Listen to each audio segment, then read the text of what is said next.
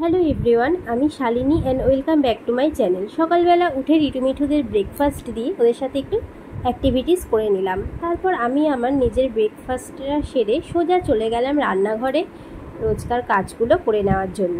যেহেতু আমাকেই সব কাজ একা করতে হয়, আমার কোনো হেল্পিং হ্যান্ড নেই, তো আমার ওপর কিন্তু একটু চাপটা বেশিই পড়ে। তো সকাল থেকেই যতটা পারি তাড়াতাড়ি কাজকর্মগুলো সেরে রাখার চেষ্টা করি। তারপর তো আবার বরমশাইয়ের এটা সেটার ফিরিস্তি রয়েছেই।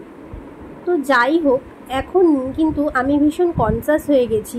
কিছু কিছু মানুষদের সাথে মেশার পর বুঝেছি যে কিছু কিছু মানুষ এমনও রয়েছে যারা তোমার সামনে থেকে খুবই প্রশংসা করবে এবং পেছন থেকে তারা তোমাকেই হুল ফোটাবে। তো সেই সব মানুষদের থেকে শত হাত দূরে থাকাই শ্রেয় এবং নিজের মতো নিজে থাকো, খুশি থাকো। এতে কেউ তোমার সাথে লাগতেও আসবে না বা কিছু কথা বলতেও আসবে না।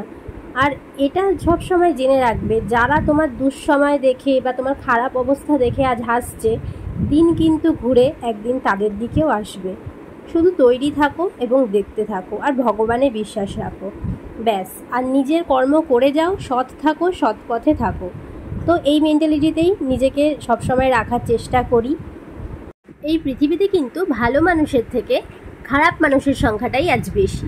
আর তারপর যদি তুমি একটু ভালো থাকার চেষ্টা করো, ব্যাস, তাহলে তার কথাই নেই। দেখবি চারিদিকে হিংসে করার মতো মানুষের কোনো অভাব হবে না। তো আমার মতে এত ফ্রেন্ড সার্কেল, রিলেটিভ সার্কেল, এগুলোকে না বাড়িয়ে, না এর মধ্যে ঢুকে নিজের মতো থাকো, নিজের মতো বাঁচো। আর পেছনে কে কী বলছে সেদিকে জাস্ট কানই দিও না। তোমার উন্নতিতে, তোমার অ্যাচিভমেন্টে যদি কেউ একমাত্র খুশি হয়, তাহলে সেটা জেনে রাখবে তোমার নিজের বাবা মা, এবং যদি তুমি বিবাহিত হও তাহলে তোমার হাজব্যান্ড। যদি হাজব্যান্ড ভালো হয় তো তবেই। তো আজকের ব্লগটা এখানেই রাখছি। ভালো লাগলে একটা লাইক, কমেন্ট এবং সাবস্ক্রাইব করে দিও।